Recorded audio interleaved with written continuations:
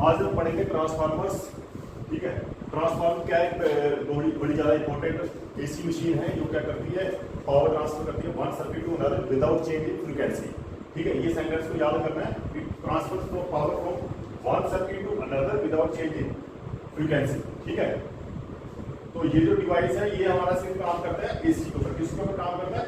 AC के ऊपर काम करता है। डीसी के ऊपर ये डिवाइस भी काम करता है। ठीक है, तो ये हमारा पावर डिस्ट्रीब्यूशन में काम आता है, स्टेप अप करने के लिए, स्टेप डाउन करने के लिए वोल्टेज। ठीक है, तो ट्रांसफार्मर क्या है, अब इसको देखेंगे हम। ये क्या करता है, चेंजेस, ट्रांसफार्मर चेंजेस वोल्टेज और करंट लेवल। वोल्टेज लेवल को भी चेंज कर सकता है या फिर करंट लेवल को भी चेंज कर सकता है विदाउट चेंजिंग फ्रीक्वेंसी। ठीक है, विदाउट चेंजिंग फ्रीक्वेंसी। तो ये काम किसके ऊपर करता है? ये करता है E equal to -M dI/dt के ऊपर काम करता है। या फिर इसको दूसरे तरीके से बोल सकते हैं EMF किसके बराबर होगा? NdΦ/dt। N क्या है? Number of turns. Number of turns इस कॉइल के ऊपर कितने हैं? ठीक है, प्राइमरी में या सेकेंडरी में कितने नंबर ऑफ टर्न्स हैं उसके ऊपर डिपेंड करता है। -N dΦ/dt के ऊपर काम होता है। और दूसरे तरीके से क्या बोल सकते हो, किस प्रिंसिपल के ऊपर काम करता है? It works on the principle of electromagnetic induction या फिर Faraday law of electromagnetic induction पे काम करता है। ठीक है, ये कोई पूछते हैं ऐसे कई बार कि what is the principle of transformer working, तो बोल सकते हैं आप कि Faraday law of electromagnetic induction. ठीक है, तो दूसरा क्या है, ये ट्रांसफर करता है power from one circuit to another. जैसे ये है प्राइमरी सर्किट है, ये सेकेंडरी सर्किट है वाइंडिंग का। इधर अगर हम EMF देंगे तो ऑटोमेटिकली पावर इधर ट्रांसफर हो जाएगी ड्यू टू इलेक्ट्रोमैग्नेटिक इंडक्शन। ठीक है, इसके अंदर फ्लक्स सेटअप होगा। ये जो एसी सोर्स है हमारा, ठीक है, ये वोल्टेज इधर आएगी, ये वोल्टेज टर्न्स के कारण ये है, इसमें फ्लक्स सेटअप होगा। ये फ्लक्स के कारण दूसरे वाइंडिंग में ऑटोमेटिक इलेक्ट्रोमैग्नेटिक सर्किट बन जाएगा और इधर पावर ट्रांसफर हो जाएगी।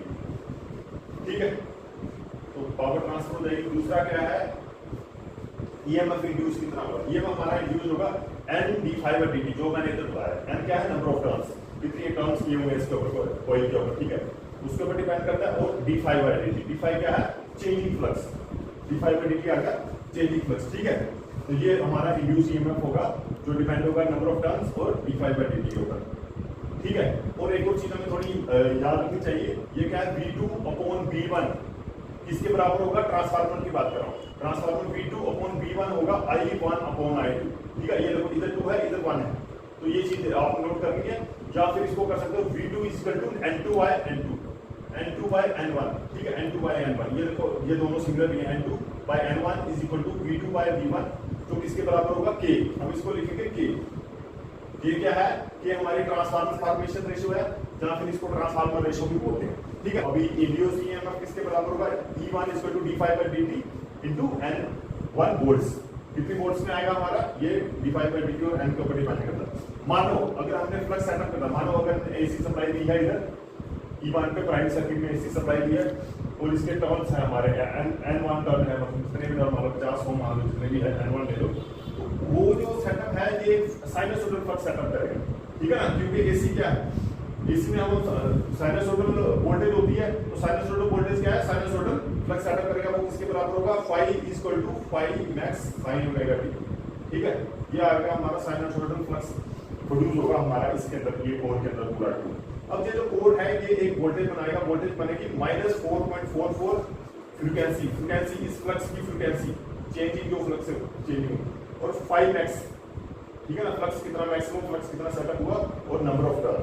और अगर हम E2 की बात करें, E2 अगर हमारा इधर होगा, इस फ्लक्स की वजह से इधर जो वोल्टेज प्रोड्यूस होगी E2 N2 सर्किट के अंदर, वो किसके बराबर होगी? ये +4.44 फ्रीक्वेंसी, Phi max और N2 वोल्ट्स। ठीक है, ये हमारा E2 वोल्टेज हमारा प्रोड्यूस होगा इस ट्रांसफार्मर के अंदर। ये एक सिंगल ट्रांसफार्मर सर्किट है जो हमने अभी देखा कैसे कितना इसमें वोल्टेज प्रोड्यूस होगा, क्या है बेसिक काम, क्या है ट्रांसफार्मर का बेसिक डेफिनेशन है। ये कई बार क्वेश्चन पूछते भी है पेपर में। अभी क्या करेंगे, ये बनता किसमें है?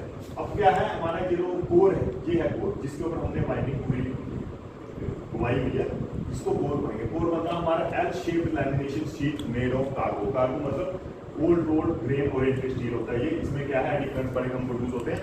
ठीक है, L शेप की होती है, L शेप ऐसे यूज करेंगे, फिर दूसरी साइड से भी L शेप यूज करेंगे, ऐसे ही इसको करके तो एक करके ब्लड कोर बनता है ताकि हमारे एडिकल्स कम प्रोड्यूस हो इसमें। ठीक है, अब क्या है, ट्रांसफार्मर के 2-3 पार्ट हैं। एक तो प्राइमरी वाइंडिंग, ठीक है, जहां पे हम एसी सप्लाई देंगे।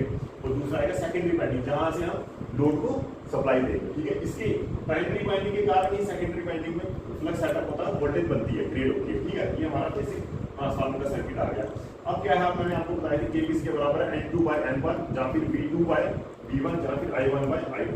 अगर N2 नंबर ऑफ टर्न्स इधर सेकेंडरी सर्किट के टर्न्स को क्या बोलेंगे N2, प्राइमरी सर्किट के टर्न्स को क्या बोलेंगे N1।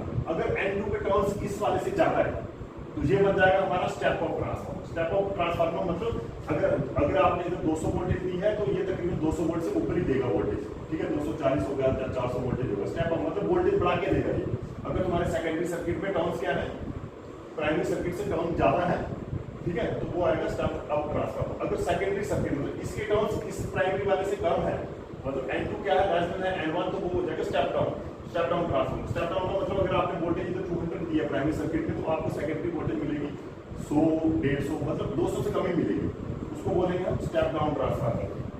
ठीक है, अब तीसरा एक ट्रांसफार्मर आता है जिसको आईडी ट्रांसफार्मर बोलते हैं। आईडी ट्रांसफार्मर क्या है, input power is equal to output power होती है। तो पावर क्या है, VI cos phi।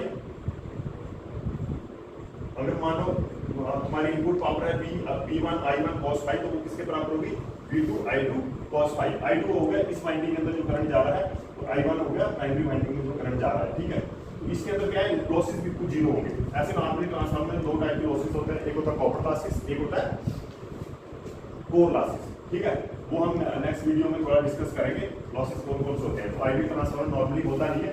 अब क्या है, टाइप्स ऑफ ट्रांसफार्मर की बात करेंगे। ट्रांसफार्मर कौन कौन से टाइप के होते हैं। ट्रांसफार्मर होता है हमारा पावर ट्रांसफार्मर। पावर ट्रांसफार्मर क्या होता है, जैसे हमारे डोमेस्टिक इंस्टॉलेशन होती है बाहर, ग्रिड स्टेशन से आगे तुमने वोल्टेज स्टेप अप ट्रांसफार्मर करके तो आगे वोल्टेज ट्रांसमिशन लाइन रहती है। ट्रांसमिशन लाइन के बाद स्टेप डाउन ट्रांसफार्मर लगाता हूँ, फिर हमारे घर में बिजली आती है।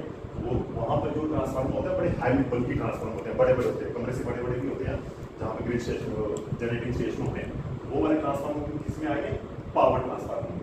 फिर दूसरे टाइप के ट्रांसफार्मर होते हैं जिसको करंट ट्रांसफार्मर बोलते हैं, पोटेंशियल ट्रांसफार्मर बोलते हैं। इनका काम क्या है, मेजरमेंट करेंगे हम, वोल्टेज मेजर करेंगे या फिर करंट मेजर करेंगे। ये हाई वोल्टेज में यूज होते हैं, घर में नहीं यूज होते। CTPT हमारे हाई वोल्टेज मेजरमेंट में यूज होते हैं और प्रोटेक्शन में यूज होते हैं। ठीक है, फिर उसके बाद हमारे छोटे ट्रांसफार्मर आगे, ऑडियो फ्रीक्वेंसी ट्रांसफार्मर आगे, जैसे हमारे एम्पलीफायर के अंदर लगे होते हैं, घर में जो BJ सिस्टम के अंदर ट्रांसफार्मर लगे होते हैं, वो ऑडियो फ्रीक्वेंसी एम्पलीफायर होते हैं, जिनको हम कौन सी फ्रीक्वेंसी में यूज करते हैं, 20 to 20 किलोहर्ट्ज।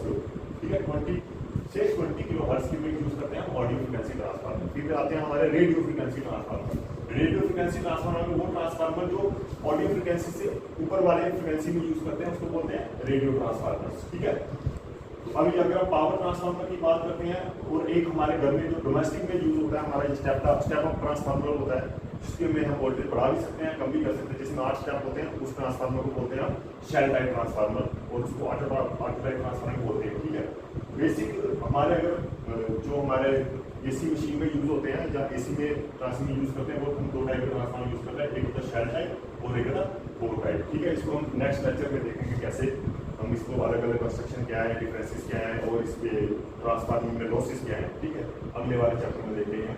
बेसिक हमारा ये था बेसिक ट्रांसफार्मर सर्किट क्या होता है, तो इस पे काम करता है, तो प्रिंसिपल क्या है इसका, और इसमें वोल्टेज इसके ऊपर डिपेंड करती है। वोल्टेज हमने बताया जैसे टर्म्स के ऊपर डिपेंड करती है, टर्म्स और प्राइमरी सर्किट में वोल्टेज क्या दी है। ठीक है, आज के लिए